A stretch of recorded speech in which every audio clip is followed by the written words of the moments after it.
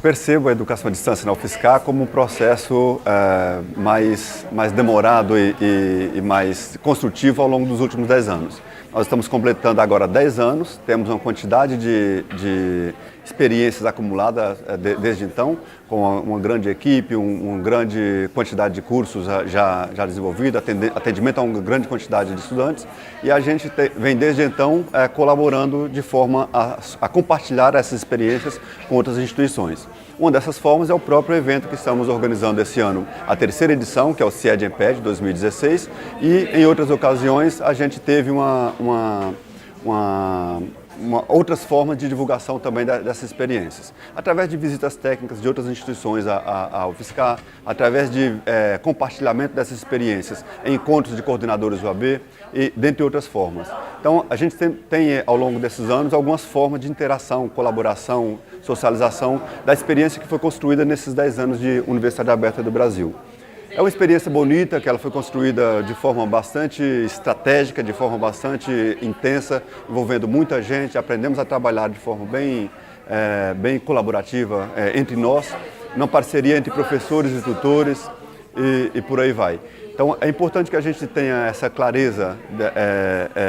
de que a coisa foi construída coletivamente, porque coletivamente nós fomos descobrindo como superar certas dificuldades da Universidade Aberta do Brasil e construir modelos, um modelo um pouco diferenciado do processo de formação de professores, formação de bacharéis ao longo desses anos. Tem um aspecto importante na UAB, particularmente, que é um dos exemplos principais de educação à distância, de EAD, na UFSCar, que é a forma como nós fomos levando de construir dados, levantar dados, sistematizar informações para ir sendo suporte para a tomada de decisão que a gente tinha, as tomadas de decisões que a gente tinha ao longo dos desafios encontrados nesses anos. Então são 10 anos de uma história que eu acredito que seja bem bonita, a gente quer que chegue bem mais longe, que dobre para 20, 30, 40 anos e acho que vai ser interessante esse processo daqui para frente. De todo modo, já não é tão confortável como era no começo, a gente passou por um processo de construção de um modelo de educação à distância, agora nós estamos tendo que reformular esse modelo em função das condições atuais, político-econômicas e até de oferta dos cursos que nós temos atualmente.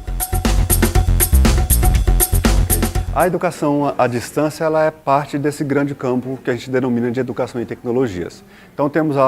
diria assim, a área se chama Educação e Tecnologias, em que vai discutir como que a educação e as tecnologias se interrelacionam, como é que elas têm alguma interseção entre si, em prol de uma melhor qualidade da formação, do ensino-aprendizagem. E esse campo de análise ele se preocupa basicamente na questão de ensinar e aprender com o uso de alguma tecnologia. Como a gente entende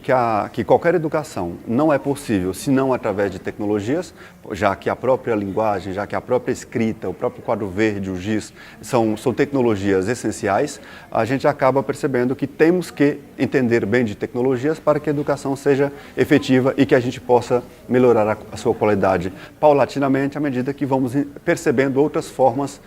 de uso de tecnologias do cotidiano. Sejam elas analógicas ou mais tradicionais, sejam elas mais emergentes ou as digitais, por exemplo, como temos atualmente. Então, se a gente pegar, por exemplo, as grandes mídias ou pegarmos, por exemplo, as tecnologias digitais ou mesmo as mais tradicionais, como a escrita e a linguagem, como já comentei, a gente percebe que é essencial entender dessa relação educação e tecnologia em prol da produção de um ensino-aprendizagem mais adequado e mais profícuo e com qualidade mais aceitável. É importante que a gente considere a história de qualquer processo para a gente poder ir aprendendo com o passado. Então nós temos, por exemplo, fases da educação em tecnologias em que a gente percebe que certos termos, certas experiências, elas vão nos ensinando como não fazer. Então a primeira dica que eu daria era fazer uma análise mais macro, mais ao longo de todo o processo, para a gente evitar certos erros que a gente já sabe que por onde não dar certo. Por exemplo, terminologicamente a gente usa certas afirmações que eu considero extremamente inadequadas. Quando a gente diz, por exemplo, que um professor não domina tecnologias, eu estou dizendo que o professor não domina a escrita, não domina o quadro verde, não domina a linguagem, e isso não é correto. Então, se eu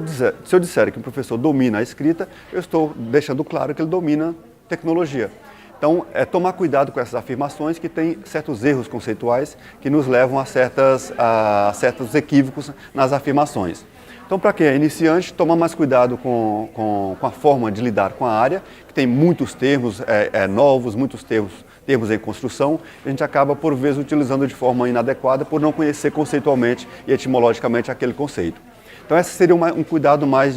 do ponto de vista epistêmico e por aí vai, de construção da área do conhecimento. Um outro tipo de cuidado que eu acho essencial é você aprender um pouco com a história de como não fazer, por exemplo, educação à distância, ou não fazer, por exemplo, inserção de tecnologias na escola como um todo. Porque, por exemplo, não basta colocar tecnologias, ou colocar computadores, colocar tablets ou tecnologias de ponta na sala de aula, se não nos preocuparmos com outras coisas. Então, esses princípios todos façam com que a gente aprenda anteriormente e evite uma certa fantasia com as promessas que as tecnologias novas vêm trazendo. Então, é sempre olhar com certa suspeita para qualquer promessa inovadora que a tecnologia tem. Isso faz com que a gente tenha mais responsabilidade, mais compromisso com a qualidade efetiva do ensino-aprendizagem e não simplesmente com a questão mais capitalista de inserção da tecnologia, de venda de mais tecnologias para a educação, e sim do benefício, da vantagem que ela realmente traz para o processo de formação educacional. Então, são duas possíveis dicas, teríamos algumas outras, mas eu acho que já são dois primeiros aspectos. Um primeiro aspecto, que é esse epistemológico, e esse segundo de cuidado, mais de suspeita do benefício real que essa tecnologia traria para a educação. Obviamente, eu estou dizendo suspeita e não bloqueio, não evitar a tecnologia, porque certamente elas têm uma infindável quantidade de benefícios e vantagens para a educação como um todo, mas é só fazer uso com mais cuidado, com mais crítico, mais sabendo que elas podem ajudar, mas que também podem atrapalhar. Eu costumo dizer em aulas e em palestras, quando esse assunto aparece, que a melhor tecnologia é aquela que vai nos ajudar pedagogicamente, que vai nos ajudar a tomar melhores decisões pedagógicas, e não aquela que é mais nova, aquela que é mais popular, aquela que que é a última tecnologia lançada. Se ela ajuda pedagogicamente, se ela ajuda a decisão pedagógica do professor, ela é a mais adequada. E pode ser que essa tecnologia seja a linguagem, seja a escrita, seja o retroprojetor, seja o audiovisual, naquele formato mais analógico e não exatamente as mais inovadoras. Certamente, pensando um pouco mais prospectivamente, essas tecnologias seriam mais enriquecedoras se a gente fosse explorando as novas possibilidades das redes, da comunicação, que certamente as tecnologias digitais possibilitam um nível, uma densidade, uma profundidade nessas relações mais ricas do que aquelas possibilidades pela escrita, por exemplo. Mas se compararmos a escrita com comunicações anteriores, com tecnologias anteriores, também a escrita já evoluiu bastante, foi uma revolução em relação ao que se tinha anteriormente, que era basicamente a oralidade, por exemplo. A escrita, ao romper com o espaço e tempo da comunicação ou da relação ensino-aprendizagem, já dá um passo porque podemos educar já um pouco mais além do que o espaço presente. Podemos escrever um material, escrever certas afirmações, registrar em papel certos conhecimentos, e alguém daqui a 10, 30 ou 100 anos, alguém a 10, 15 ou 20 ou 300 quilômetros, entender aquilo e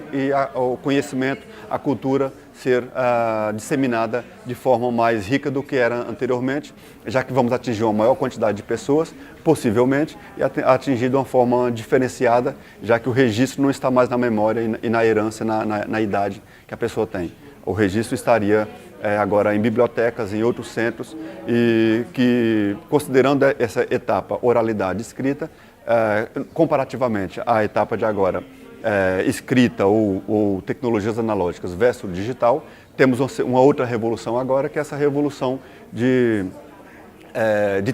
termos tudo mais disponibilizado e em rede, de forma difusa, como é o que a internet e as tecnologias digitais outras possibilitam no processo comunicacional e de ensino-aprendizagem. Daí a riqueza, nessa análise de espaço e tempo,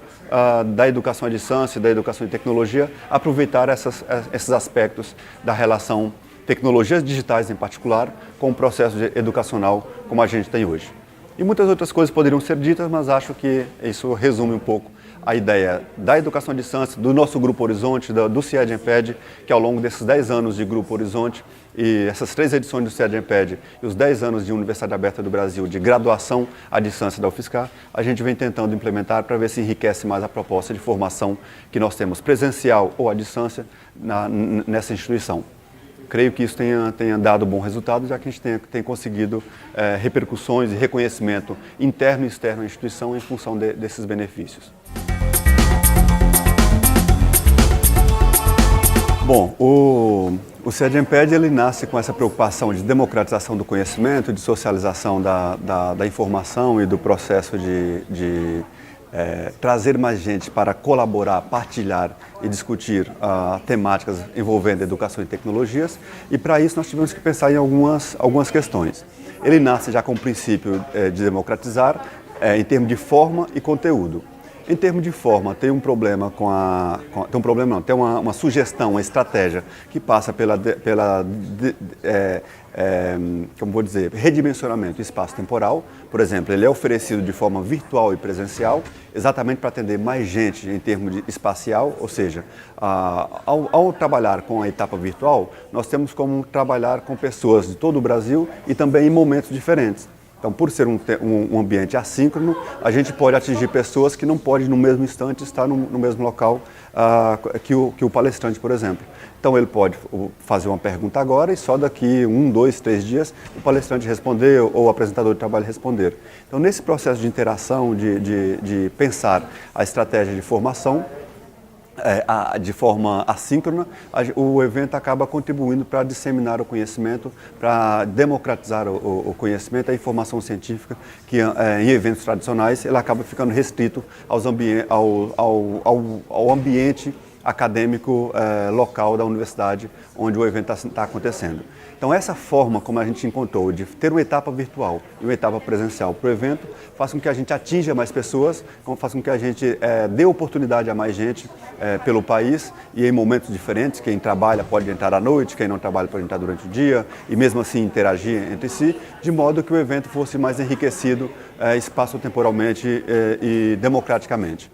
Bom, essa questão da forma, ela traz alguns desafios, algumas dificuldades, e essa dificuldade passa por questões, por exemplo, de como configurar um ambiente e como exigir que pessoas letradas de todo o país entendam o ambiente e pensem o formato. E por isso o evento tem 2 a 3 semanas virtualmente, para dar tempo às pessoas se ambientarem, entenderem, e só depois começam as palestras. Nesse intervalo de 3 semanas, por exemplo, os 2 ou 3 primeiros momentos, é um momento, 2 ou 3 primeiros dias, para as pessoas poderem se ambientar e entender o processo. A partir do 4º até o 10º dia, temos um conjunto de palestras sendo proferidas, inclusive algumas sendo repetidas durante o dia, durante a noite ou em momentos diferentes, para atingir a mais pessoas que têm tempos e particularidades diferentes. Depois que a gente passa do momento de palestras e durante esse processo todo, temos também apresentações de trabalhos. Nesse ano nós tivemos uma grande quantidade de trabalhos, 430 trabalhos apresentados virtualmente, 40 palestras de palestrantes nesse processo de replicação. Eram 28 palestrantes para 40 palestras. E aí a gente chegou num ponto em que arrematava o evento com a etapa presencial. Então, depois de 20 dias praticamente, 15 a 20 dias virtualmente, tem um momento de coroação desse processo, que é um momento presencial, em que nós temos ainda mais palestras, temos ainda mais trabalhos sendo apresentados e outras discussões, outras trocas, para além do virtual. Esse ano nós tivemos condições, e em 2012 também, de ter representantes de todos os estados do país. Então, pouquíssimos eventos do Brasil, eu creio, tenham condições de juntar pessoas de todos os estados brasileiros. Nós conseguimos isso agora, conseguimos inclusive uma grande quantidade de pessoas de algumas cidades, fizemos uma divulgação para todo esse pessoal e aí presencialmente compareceram quase 500 pessoas, 493 participantes presenciais e 1.001 pessoas participantes na etapa virtual. Isso para um evento que está na 3ª edição ainda, de uma área bem específica como educação e tecnologias, é um grande ganho, é um grande sucesso comparando o grupo envolvido. Então, o Grupo Horizonte, a Secretaria-Geral de Educação à Distância, a SEAD da UFSCar e o nosso Grupo Horizonte, ele colabora e contribui para a formação científica, para a democratização do conhecimento produzido nos grandes centros,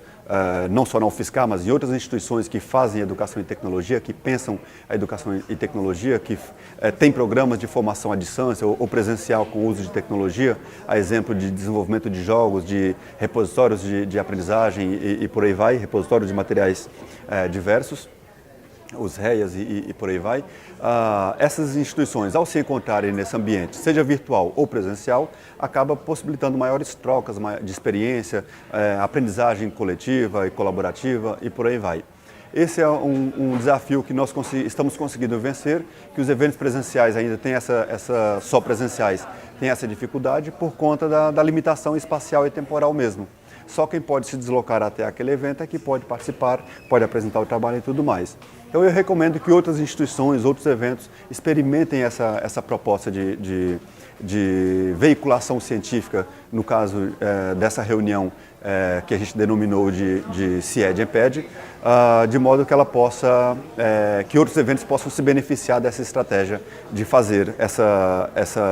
esse redimensionamento espaço-temporal com uma etapa virtual e outra presencial, e nós podemos inclusive já dar dicas de como é que isso aconteceria, já que sabemos um pouco de como não fazer, por exemplo. E aprender juntos daqui para frente de como fazer melhor, integrando outras tecnologias, integrando outras estratégias de comunicação e por aí vai. Enfim, o CIED-EMPED é um empreendimento do Grupo Horizonte com a SEAD que tem exigido bastante esforço, tem exigido bastante energia de uma grande quantidade de pessoas para submeter trabalho, para avaliar trabalho, preparar ambientes, para mediar salas de apresentação virtual, mediar presencial, conseguir trazer palestrantes do Brasil e do mundo, enfim. É um grande desafio, mas a gente tem tido sucesso a julgar pela repercussão, a julgar pelos elogios que a gente recebe e vamos perceber como foi essa terceira edição a partir da semana que vem, quando a gente recebe os questionários de avaliação que cada participante faz do processo. Em 2012 e em 2014, nas primeiras edições desse CIED-EMPED, que é um evento bienal, nós tivemos uma repercussão bem interessante, já incorporamos agora benefícios e críticas e elogios, enfim, reformulações sugeridas pelos colegas parceiros, participantes, congressistas dos eventos anteriores e queremos, a partir da avaliação que teremos nesse grupo de agora, melhorar para 2018, que certamente será um evento, espero que com o mesmo sucesso que estamos tendo ao longo das 3 edições de agora, particularmente em 2016. Enfim, é um evento diferente do convencional, é um evento que se propõe a ser um evento democratizador do conhecimento em termos de espaço, tempo e econômico, inclusive, já que é um evento com uma inscrição muito baixa, por isso nosso desafio a fazer um evento tão grande com recurso muito pequeno, com recurso muito